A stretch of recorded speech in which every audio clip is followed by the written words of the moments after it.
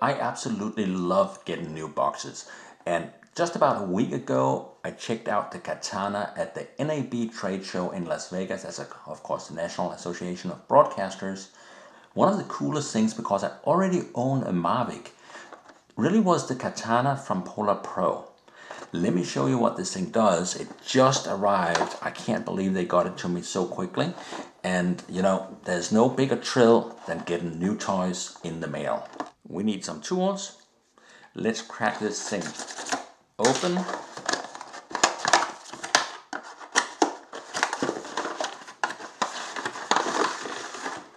And there you have it. That is the entire kit.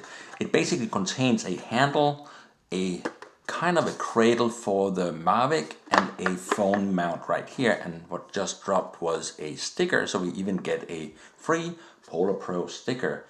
In case you've been wondering, this is how my Mavic usually travels.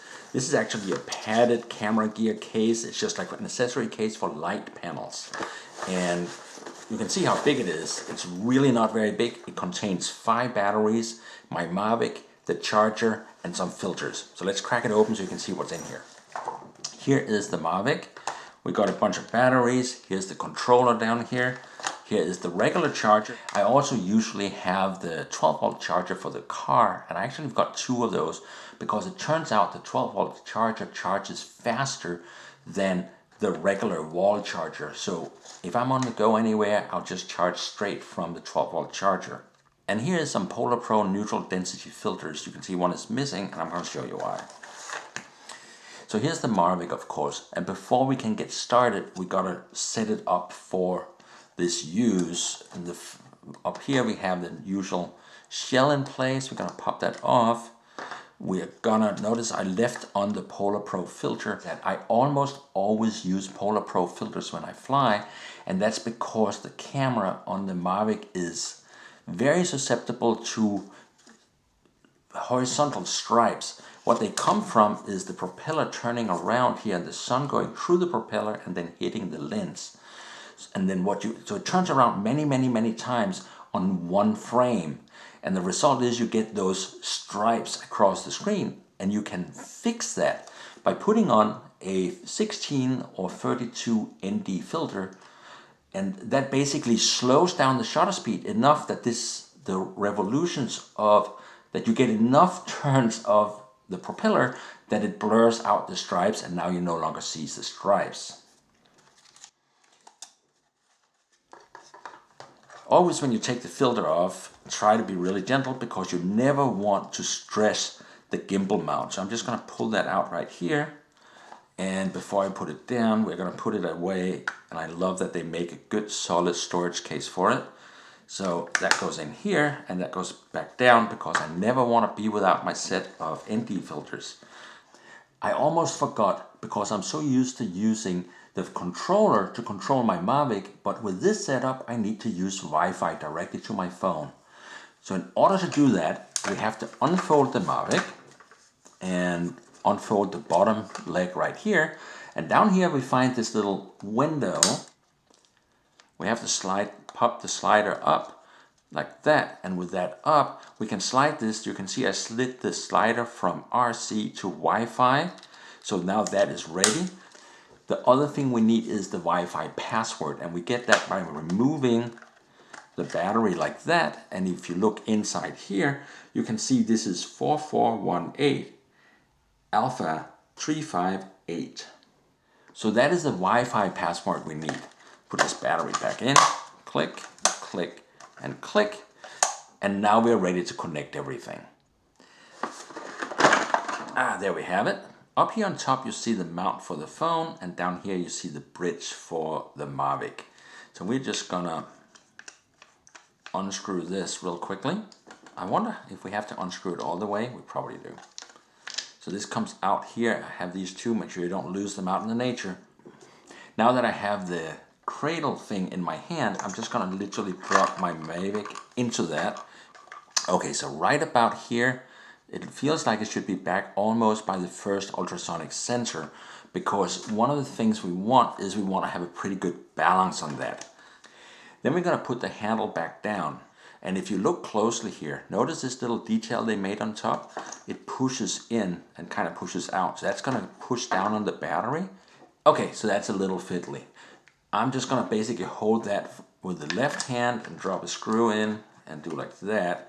And then push it down over here and repeat. There it goes. Sometimes these things can be a little fiddly. I don't really want to put too much force on my Mavic, but I feel this here is in good. The telephone mount is actually quite an interesting little multiple option device. First of all, it has a flip lock here that allows you to lock it. When it's out, it is locked. When it's down, it is free to move and you can move it back and forth. Interestingly, it's not spring loaded, but that's not a big deal because you put it and lock it down, and it has these soft rubber things or kind of hard rubber things for the edge of the phone right here. So you just jam it down and then you lock it down like that. But it has a bunch of tripod screw mounts, so that's 1/4 inch 20.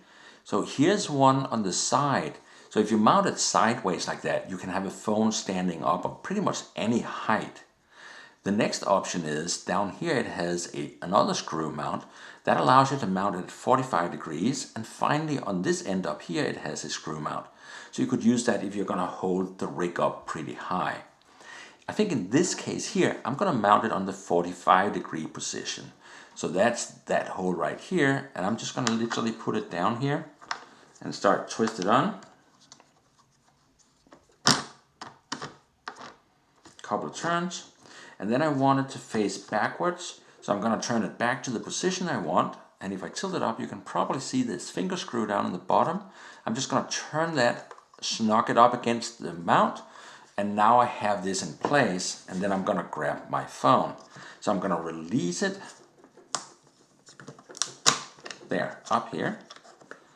And stick the phone in. This is an iPhone 6 Plus. I don't have the latest, greatest. So to fire this up, I'm going to start up underneath here, the usual double tap. Okay, and now you can see we have turned the Mavic. Second, I'm going to turn my phone on, and then I'm going to go into settings here, and I'm going to go to Wi-Fi, and down in Wi-Fi we're going to see Mavic right here. So I'm going to click on that, and I already entered the password. That's why I took it right away. So we're now connecting to the Wi-Fi. And then, let's get back out, and we're going to go to DJI 04. You may have noticed there's 2 DJI applications. That's because I have the DJI 4 and also the older version because I still fly my Inspire, which I love dearly. One of the really important things is right here at the histogram. The histogram tells you about the exposure of your camera, and as we all know, the Mavic camera is a little weak in low light, so you always want to keep details to the right of this histogram. The way that is usually called exposed to the right. Make sure you don't burn out the details, but you want to keep light in the shadows, and you get the best result. The other important thing with pretty much any camera you use for video production, try to use a shutter speed that is about twice the frame rate. So since I'm right now recording 24 frames per second, we want to shoot about 48 or 1/50th of a second shutter speed, and that should give us really good results. Which is of course also another reason I usually use an ND filter to be able to bring my shutter speed down to where I want it, and of course always use the lowest possible ISO while you shoot. Now one thing we all have noticed is how sensitive this camera is to stray light. So there's a couple of ways we can deal with that. And I just got one lens shade off Amazon. It's actually quite cool. Let me crack it open. You can see it. There we go. It's inside here. Comes with a little bit of protective plastic. Don't they all? There we go. So it's basically the usual camera cover for the Mavic. We're just going to stick it underneath the front and in here. And now you can see how this sticks out the front, and you get a lot more protection from the sun. That's a very easy way to get much more sun protection. The downside with this is if you're looking up with the camera shooting a panorama, this is gonna get in your way. But if you're just running around shooting some shots on the beach and you just want some sun protection, this is actually a very easy snap-on solution. Let me take this off and show you what I usually do. I usually just cut a piece of plastic, kind of like this. I just grabbed the piece right now today, and I just stick it up on top here, kind of like that. And that casts some shade. This is a little bit too far out, but you get the idea. It both manages to shadow the obstacle avoidance sensors right here, because a lot of times when sunlight blinds the obstacle avoidance, it will stop the aircraft. But more importantly, it casts shadow from the sunlight onto the camera. So that also is a way to remove the little stripes. Now we're ready to shoot. There is one important detail left, and you can hear this fan going like crazy, and that of course tells us another problem with this. You can hear the fan on audio because you guys can hear it. And there is no sound recording built into the Mavic for obvious reasons. Nobody wants to listen to the propellers. So if you're gonna record audio, there's two obvious solutions. The first one would be to use an external audio recorder like this one, where you can adjust and record in a very high quality file, and then after the fact you can merge the video with the audio recording. I like this one, I've been using this for years. I plugged an SD card in here. As you can see, it's a really old Tascam external recorder. It has a thread up here to go on the bottom of my camera, and it would have been really nice if PolarPro would have provided also a thread down here, so I could just mount this one to the bottom, and now I have my full rig. Now that we are recording, we have to synchronize the audio I'm now recording with the video I'm recording. So the way I do that is get in front of the camera. Let's do it one more time. See, you want to see both fingers so you have it clear, and then you just kind of clap like that.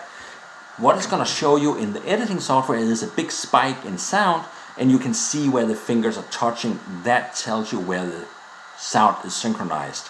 So now we're ready. We have synchronized sound and we have our video. And if I turn this around, now you can see that even though I'm turning, I've got a very, very stable picture right here. Notice how it yaws a little bit as I'm moving it. That's because it follows. So this basically doesn't want to have any abrupt yaw movements, but it will move very gently if you turn very slowly. Look at that, that's perfect. We have it right there, and I can control this simply by moving it and turning it a little bit with my hand, and we still have a very stable shot right here. We're gonna come down just like this here.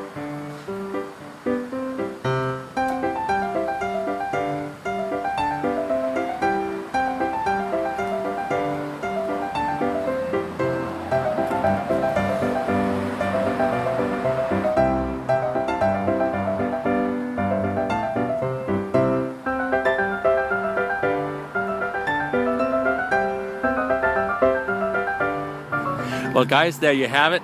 I learned a lot of things actually playing with it after I told you how to use it in the studio. For starters, when I tried to use the voice recorder, every time I started it and then switched back into the app for DJI, what would happen was I would lose my audio. It basically stopped recording.